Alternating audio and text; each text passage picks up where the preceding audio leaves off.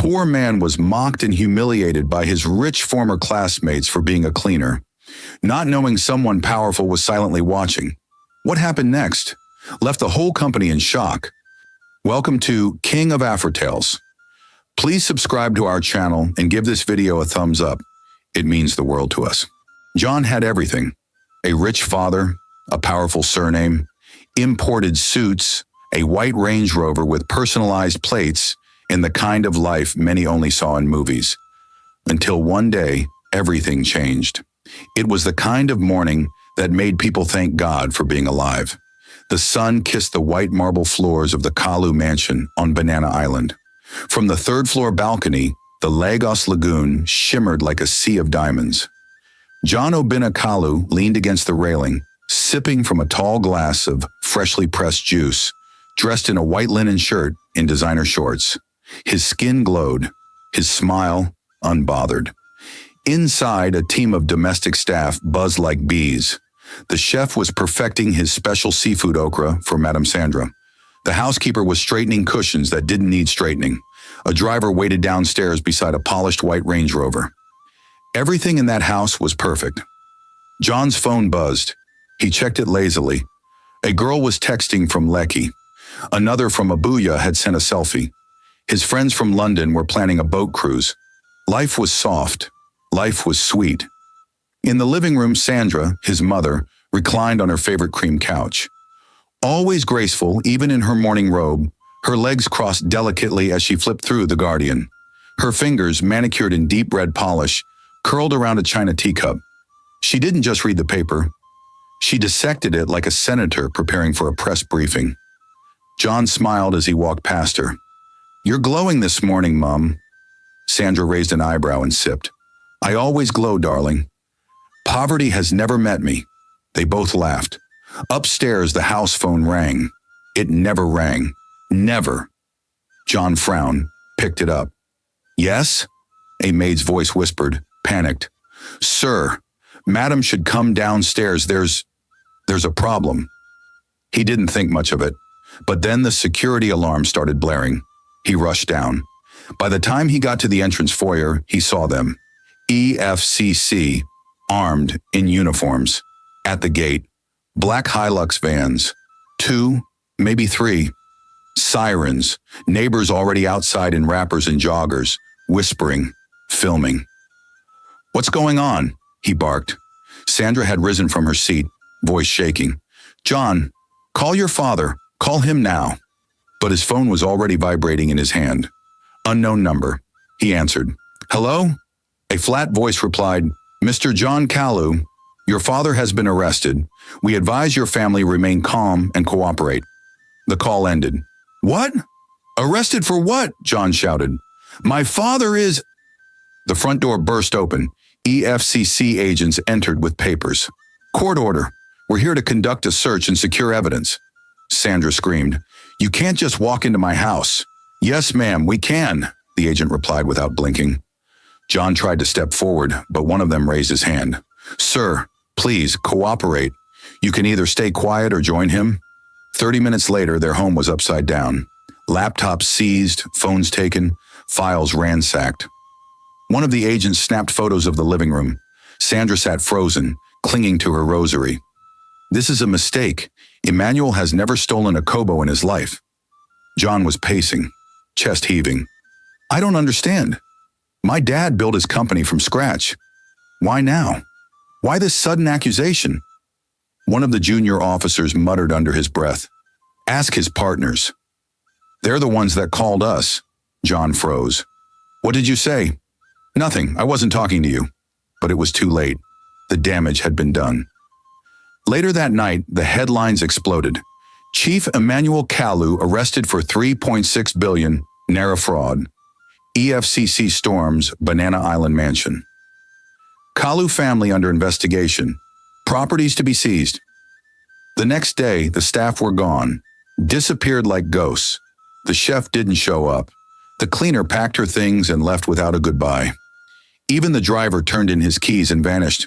Neighbors that once smiled now crossed to the other side of the street. One woman hissed as John passed by. He returned inside and slammed the door shut. Sandra sat on the staircase, trembling. "I can't believe this is happening," she whispered. John knelt beside her. "Mom, it'll pass. Daddy will sort it. He always does." But deep inside, he wasn't so sure. 2 days later, they were at the courtroom.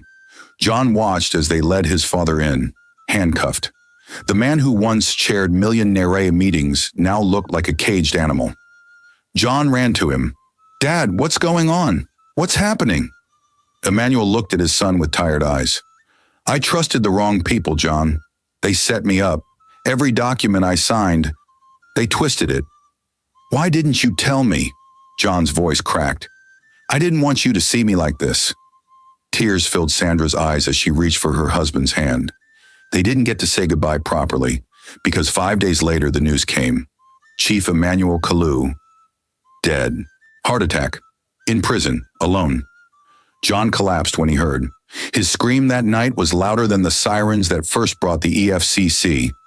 The next morning, Sandra collapsed too. She was in the kitchen, trying to warm tea when she screamed and fell. John rushed in and caught her just before her head hit the floor. "Mummy, Mummy!" Her face was twisted. Her words were slurred. "Stroke," the doctor said. "She'll need full-time care." She couldn't move half her body. The woman who once stood in heels for 6 hours now struggled to lift a spoon. John wept in silence, alone, in the hospital room, watching her sleep. He had no more tears left, just silence. 1 week later, the court order arrived, eviction. They were no longer owners of the Banana Island mansion. That day, John carried his mother, paralyzed, heartbroken, out of the house in his arms. Cameras clicked. Reporters circled. They asked questions. He didn't answer. A Kiki Napep waited at the gate. That's how they left Banana Island, from white Range Rover to yellow tricycle. They moved into a one-room parlor in a flooded part of Agege. Water dripped from the ceiling. Neighbors were noisy. Rats played on rooftops, no light, no generator. John laid out a thin foam on the floor in the parlor. That became his bed. His mother's wheelchair stayed by the wall. Every night, John lay on his back, staring at the ceiling fan that never spun. 3 days later, he swallowed his pride and started looking for a job. His degrees from London, worthless now. The moment employers saw Kalu on the CV, they stopped reading. Eventually, after begging and waiting and knocking on too many gates, he got hired as a cleaner at Prime Trust Company. 40,000 naira per month. No dignity, no prestige, no questions. They gave him a mop, a bucket, and a faded uniform. The HR woman didn't even look at him when she said, "You'll clean floors, toilets, and offices. Any problem?" He shook his head. That was how the golden boy became a cleaner. First week on the job, he scrubbed toilets so clean they reflected his reflection back at him. He mopped silently, kept his head down. Some staff treated him like furniture. Others like trash. "Cleaner," they barked. He smiled, nodded, obeyed, because he had a paralyzed mother at home, because he had no choice, because this was the only thing standing between him and total destruction. It had been 3 months since John Kalu started working as a cleaner at Prime Trust Company. 3 quiet, punishing months. Every day he arrived at the office by 6:30 a.m., 30 minutes before the other cleaners, not because he had to, but because he needed to. The earlier he got in, the more floors he could finish before the staff came in and began to look through him as if he didn't exist. He earned just enough to cover his rent, and even that required negotiation. The rest, his mother's medication, feeding, light bills, and sometimes water, came from a second job he had picked up out of desperation. 2 months ago, he had started driving part-time. It wasn't a proper Uber job. He didn't have his own car. Instead, he partnered with people who owned idle vehicles. He drove their cars for a cut. On weekends, during evenings, public holidays, or any time he could squeeze in a few hours after work, he'd change clothes, get into a borrowed car, and drive strangers around Lagos for a commission. It was a tough life. But it was life. He never complained. He had a sick mother waiting for him at home. A woman who once graced magazine covers, now confined to a wheelchair. A woman whose strength had become his reason for breathing. One Tuesday afternoon during break time, John was in the cafeteria cleaning quietly. The tables were mostly empty, save for a few junior staff eating noodles and giggling at their phones. He was bent over, wiping the underside of a table leg when he heard it. John Kalu? The name hit him like a slap. He stood up slowly. 3 men stood by the glass wall, holding takeaway packs, laughter frozen on their faces. They wore Italian suits, silk ties, and the kind of shoes you only saw in the display window of exclusive boutiques. Tunde, Richard, Dio, 3 ghosts from his past, 3 classmates from his time in London, 3 men who once envied his lifestyle. Now they were staring at him like he had grown a second head. Tunde was the first to speak. "Wait, is this some kind of prank?" Richard squinted. Are you cleaning this place?" John felt a rush of blood fill his ears, but he kept his expression still. "Good afternoon, sirs." Dio started to laugh. "Oh my God, the golden boy? The Banana Island prince? Mopping floors?" Tunde stepped closer, mock confusion on his face. "I'm sorry, I thought you owned companies. What happened? I heard your father died in prison. Wasn't it for money laundering?" Richard chuckled. "That must have been a real fall. From Banana Island to this." John bit his tongue so hard it nearly bled, but he bowed slightly. "Excuse me, sirs," he said, and continued wiping the table. They stood there stunned for a moment, then laughed and walked away. But the damage had been done. The next day, Tunde returned to the cafeteria early. He accidentally spilled his coffee on the glass table. "JJ," he called out loudly, "Janitor John, come wipe this for me." John said nothing. He walked over, wiped the coffee gently, and turned to leave. Tunde raised his voice again. "Hey, clean under the table too. We don't want the place looking like your father's prison cell." Richard and Dio burst into laughter. From that day, the cafeteria became a war zone. They made it a game, deliberately dirtying surfaces, calling John by nicknames like Golden Mop, Janitor John, or Dodo Boy. "That's why you shouldn't spoil kids too much," Dio said one afternoon while leaning back in his chair. "They become soft, useless, like overripe plantains."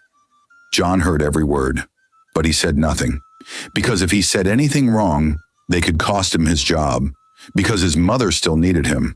What none of them noticed was that someone had been watching. Every insult, every laugh, every coffee spill. There was always a man sitting quietly at the far corner of the cafeteria, watching. He wore a sharp navy suit, gold-rimmed glasses, and always had a tablet in front of him.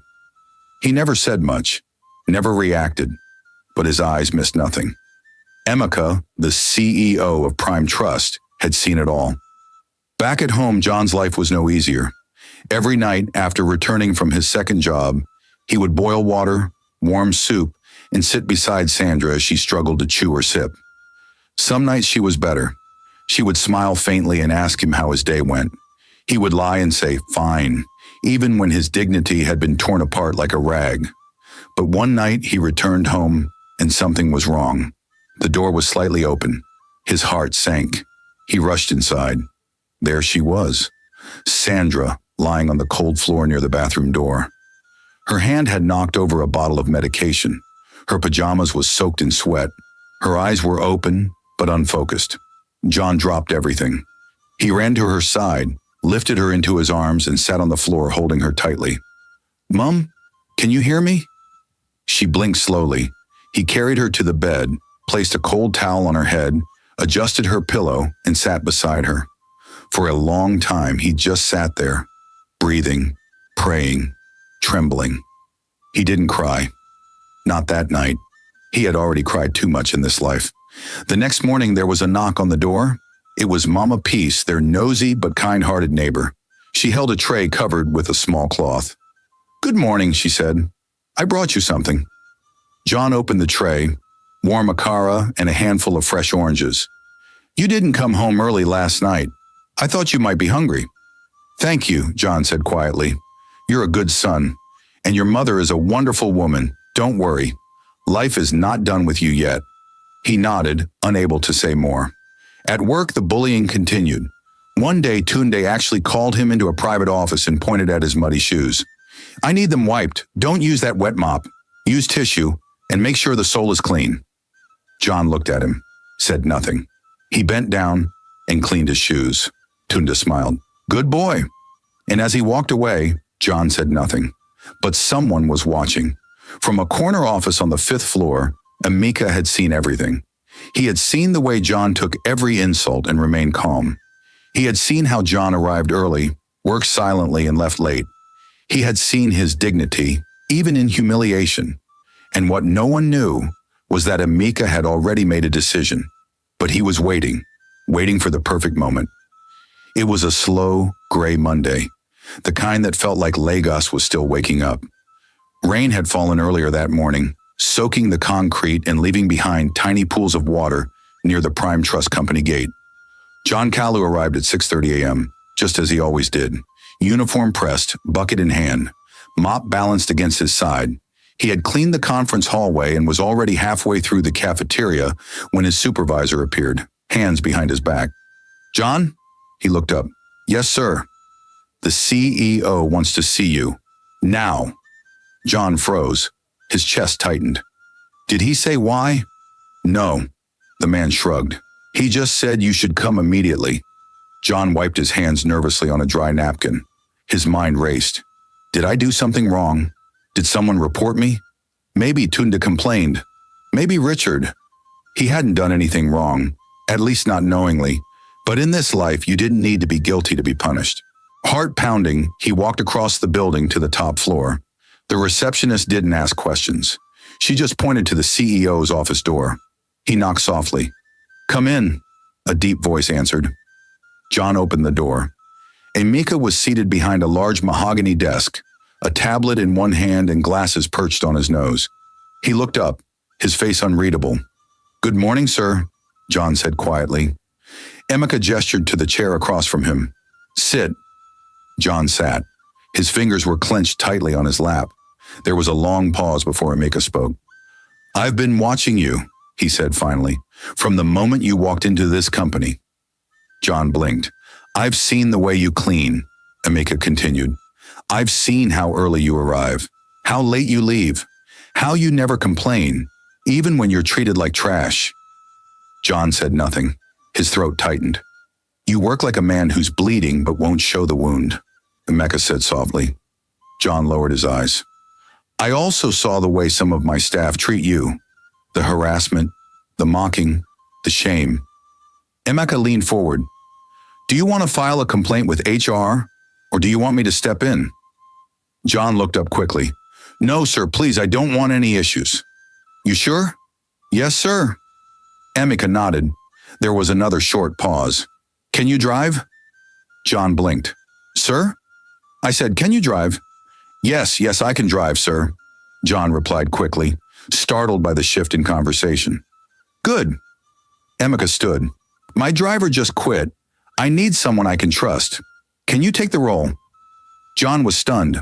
Sir? Me? Your driver? You don't want it? No, I mean, yes, I want it, sir. I love it. Thank you, sir. Emeka walked over and clapped him gently on the shoulder. Better pay, less humiliation, more dignity.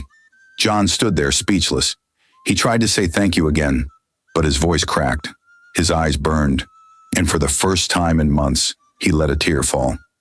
Emeka saw it but said nothing. He simply handed him a new ID card, personal staff, driver to CEO, and walked him out of the office. John began immediately. He was given a clean black SUV, a uniform driver's outfit, and a monthly salary that was triple what he earned as a cleaner. The office provided meals, fuel allowances, phone credit. But more than the money, he now had something he hadn't had in a long time. Respect. He drove Emeka everywhere, to board meetings, luncheons, high-profile events, embassies, the airport, and home. He kept quiet. He didn't gossip. He didn't look at his boss through the mirror. He simply focused on the road, always alert, always clean, always prepared. Emeka noticed. One Friday evening, they returned from a business meeting. As John tried to enter through the main gate of Emeka's house, a deep growl erupted from the garden. A massive German shepherd lunged at the gate and barked so violently that John leaped backward and ran toward the car, shouting, Jesus, mummy, bulldog! The security men burst into laughter. From the porch, Emeka watched it all and couldn't help but chuckle. It was the first time he saw John scared. The next day, while driving to the office, Emeka said, "So you ran away because of that dog? He doesn't bite." John kept quiet, embarrassed. Emeka smiled. "His name is Rocket. He's intimidating, but he's a spoiled brat. He sleeps on memory foam and eats chicken. But you? You ran like a schoolboy." John laughed softly. "Sir, I wasn't expecting that." "That's how life is," Emeka said. "The things that bark loudest sometimes don't even bite." 3 months passed. The partnership between them grew stronger. John was never late, never rude, always present. Until one morning, he didn't show up. Emeka waited downstairs for 30 minutes, then an hour, no John. He called his number, switched off. Maybe traffic, he told himself. But day 2, John still didn't come. Emeka became angry. How can he not show up? And without proper explanation, just when I needed him the most, he disappeared just like the other. By day 3, Emeka's frustration turned into real concern. Was he fine? Or is there an emergency? He called HR. "Get me John Kalu's residential address. I need to find out something for myself," he said. They were hesitant. "It's urgent," he snapped. They gave it. That afternoon, Emeka drove himself for the first time in weeks, through mainland traffic into the heart of Agege until he reached the slum. He parked and stepped out, drawing stares from nearly every child and shopkeeper on the street. Then he saw him, John, wearing a faded t-shirt, coming out of a provision store with a sachet of pure water and a small cup of soaked Gary. Their eyes met. John froze. "Sir?" he said, panicking. "Sir, what are you doing here?" Emeka narrowed his eyes. "You coconut head, I should be asking you what you are doing here. You disappear for 3 days. No call, no explanation. Do you want to lose your job?" "I'm sorry, sir. Please, I didn't mean to. My mom, she fell in the bathroom. I had to rush her to the hospital. She's been admitted since then. I just brought her home now. I went to buy Gary so she can take her medication." Emeka stepped back. "You didn't think to call me?" "My phone's been off, sir. They stole our transformer cable. We haven't had light for 2 months." There was a pause, a long one. Then Emeka asked quietly, "Is she inside?" "Yes, sir, she's resting." "I want to say hello," Emeka said. John hesitated. "Sir, the house is not—" "I don't care." They walked together through the narrow alley, past zinc roofs and buckets of water lined up for evening baths. They entered the tiny one-room parlor. Sandra sat near the window in her wheelchair, dressed in a clean wrapper and a plain blouse. She was thinner now, but still graceful in her own quiet way. She turned her head and her eyes met Emeka's. There was a moment of silence. Then she gasped, "Emeka? Sandra?" John looked between them, confused. "You two know each other?" Emeka didn't answer. He took a step closer. "I've been looking for you for over 20 years, he said softly. Sandra's lips trembled. "I never thought I'd see you again." John stood in stunned silence. Whatever was about to happen, he knew it was going to change everything. The room was quiet, too quiet. For a few long seconds, all John could hear was the low whir of the standing fan near the corner and the muffled traffic sounds outside. He stood in the middle of the cramped living room, confused, frozen, watching Sandra and Emeka stare at each other like the past had just come, walking in through the front door. "Emeka," Sandra whispered again. "Sandra?" Emeka said, almost like a prayer. John looked from one to the other. "Wait, Mom, do you know my boss?" Sandra broke into a slow smile, the kind that carried too many memories. "We were classmates in the university," she said softly. Emeka shook his head with a small laugh. "Classmates? Is that what we're calling it now?" Sandra raised her eyebrows. "What else should we call it?" "We were more than classmates," Emeka said, now walking slowly toward her. "Tell him the truth. She was my first love." John's mouth fell open. "Mom?" Sandra chuckled and looked away, trying to hide the faint color rising in her cheeks. "Oh, please, don't listen to him." "I'm serious," Emeka said, turning to John now. "Your mother was the first woman that broke my heart." Sandra raised a hand in protest. "Oh, stop that. Don't start that again. You disappeared. Emika said, mock-wounded. You married that boy and left me like a wet tissue. Sandra laughed. You never told me you liked me, Mr. Slowpoke.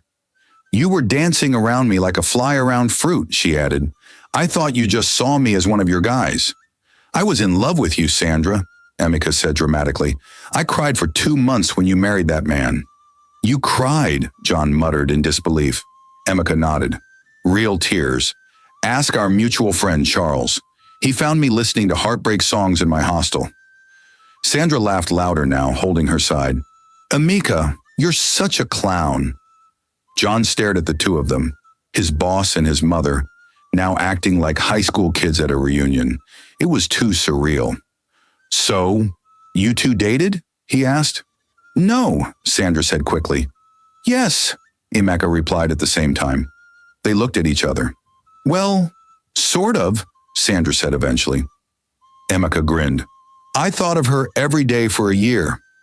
Sandra looked at him and said quietly, and I thought of you every day after I got married. Silence. John felt like he was watching the beginning of something, or maybe the return of something old. Emika sat down beside her. His smile faded. What happened to you, Sandra? Sandra took a deep breath. Her fingers gripped the side of her wheelchair. You heard about Emmanuel? Yes. I heard the arrest, the trial, but I never knew it was all fake. She nodded. He was framed by the people he trusted most. They cooked up documents and dumped everything on his name. By the time the truth came out, he was already gone. Emika leaned forward. Gone? As in... Sandra's eyes watered, but she didn't blink. He died in prison, heart attack, 5 days before he would have been acquitted. Emika leaned back, stunned. I didn't even get to say goodbye properly, Sandra continued. They seized everything. Our houses, our cars, our money. We lost it all. I had a stroke shortly after. John had to carry the weight of both our lives. Emika turned slowly to John. You did all this alone? John nodded quietly. Emika shook his head, his voice thick. I can't let this continue. You can't live like this. Sir? John began. No. Emika stood up. You're moving out of here. Today. Sandra blinked. We're not ready. I'll send a truck. You're not staying in this place another night. He stepped out to make a call. Within an hour, a moving truck was parked outside. Emika's logistics team helped pack their few belongings. Mostly a wheelchair, some clothes, a cooking pot, and a mattress that folded like paper. John said nothing the entire time. Sandra kept asking if this was real. That evening, they arrived at a beautiful duplex on the island. Cream walls, wide windows, soft lighting, air conditioners in every room. Sandra stood at the entrance, unable to move. Emika rolled her in gently. Welcome home, he said. She stared at the ceiling, the clean tiles, the white curtains, and finally placed both palms on her cheeks. God, is this really happening? She whispered. John touched the walls of his new room. There was a bed, a soft, thick mattress, a wardrobe, a reading table, a real bathroom.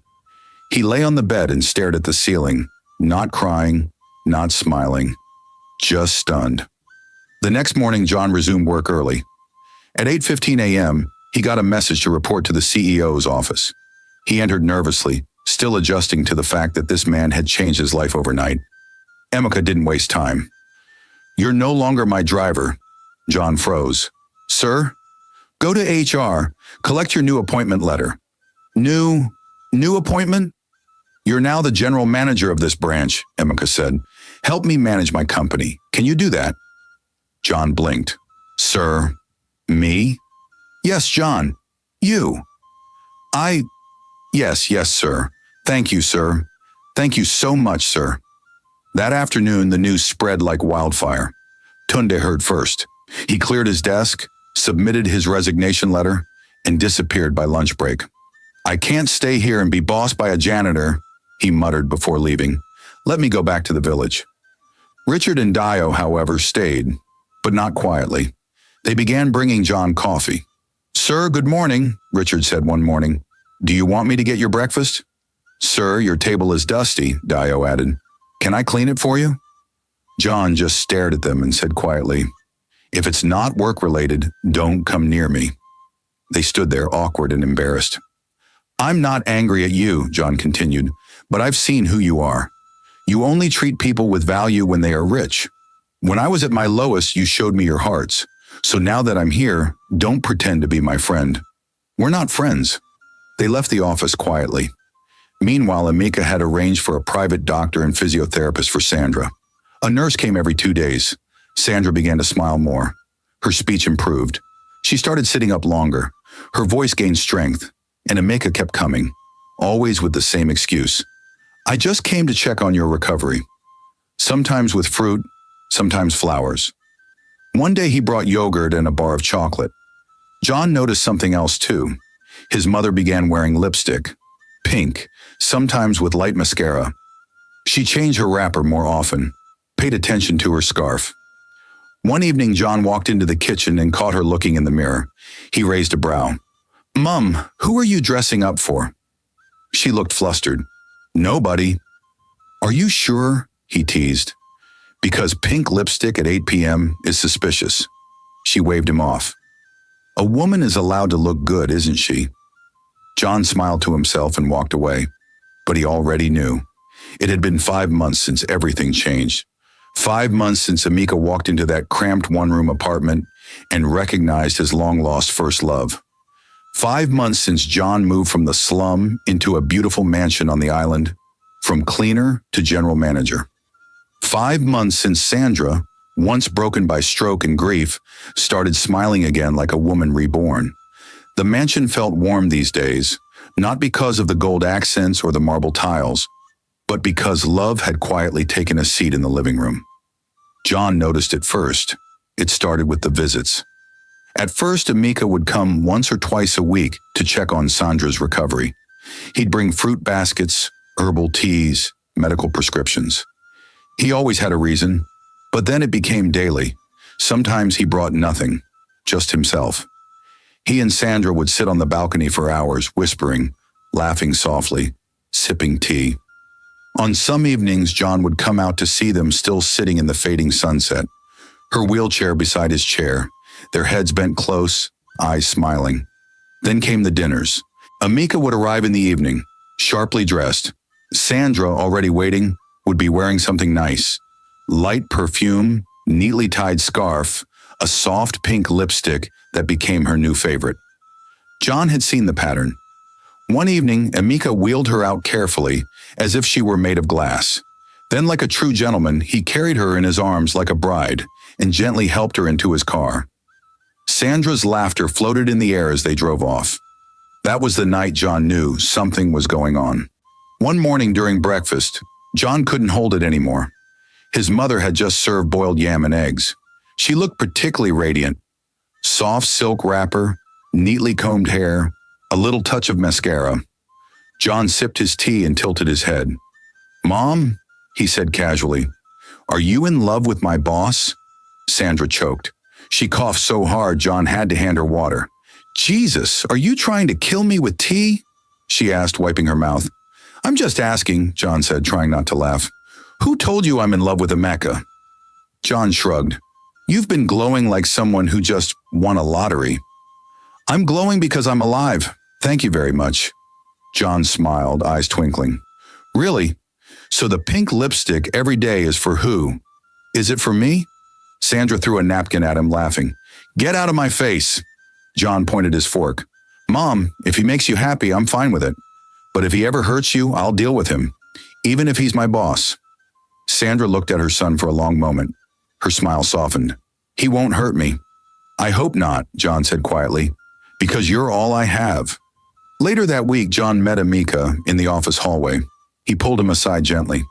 "Sir, can I talk to you?" Amika nodded. They stepped into John's office. "If you're going to love my mother," John said seriously, "love her with honor." Amika didn't speak for a moment. Then he looked John straight in the eye. "I will." That was all he said, and it was enough. The romance between Sandra and Amika grew quietly but deeply. Amika didn't rush her. He didn't overwhelm her. He showed up, consistently. He sent flowers on Wednesdays. He brought her favorite biscuit and tea on Sundays. He still sat with her on the balcony to talk about politics, weather, and old school memories. Sometimes they would play music from the 90s and sing off key together, laughing like teenagers.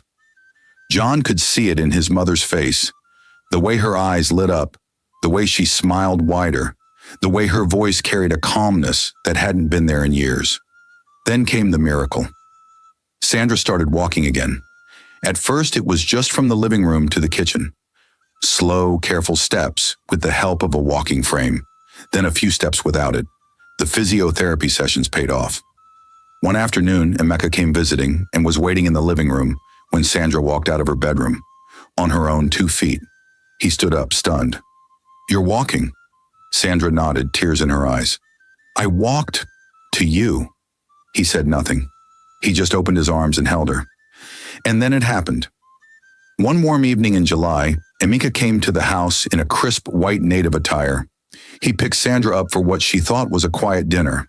But he didn't drive to a restaurant. He drove to a small garden, beautifully lit with soft white lights, music playing faintly from hidden speakers. There was a table for two, candles, a violinist. As Sandra looked around, confused but smiling, Emeka went down on one knee. She gasped. "Life gave us a second chance," he said. "Let's not waste it. Sandra, will you marry me?" Tears filled her eyes. She covered her mouth and nodded. "Yes." He slipped the ring on her finger. The wedding was small but beautiful, a garden ceremony. Just a few friends, a few trusted colleagues, a few family members. Sandra wore a cream gown with silver details. She walked slowly down the aisle, holding onto John's arm, radiant with joy. Emeka wore a sharp navy blue suit. John wore a tuxedo, tall, proud, smiling. When it was time for his speech, John stood and took a deep breath. He looked at his mother and his new stepfather. His voice was calm but full of emotion. "There was a time I thought my life was over. I lost everything. My father, our home, my name, my dignity. But God had a plan, a strange, slow, painful plan, but a perfect one." He paused. "From cleaner to manager, from slum to island, from mocked to honored, I was not just restored. I was transformed." Everyone clapped. Sandra was already crying. Emeka stood beside her and held her hand. Later that evening, as the music played and the last dance began, John stood at a distance watching them. His mother was dancing, slowly, carefully, leaning into Emeka's arms. She was smiling, at peace. John didn't say a word. He just smiled. Thank you for watching. What do you think of this story? Let me know of your thoughts in the comment section below. Until I bring another intriguing story your way again, bye for now.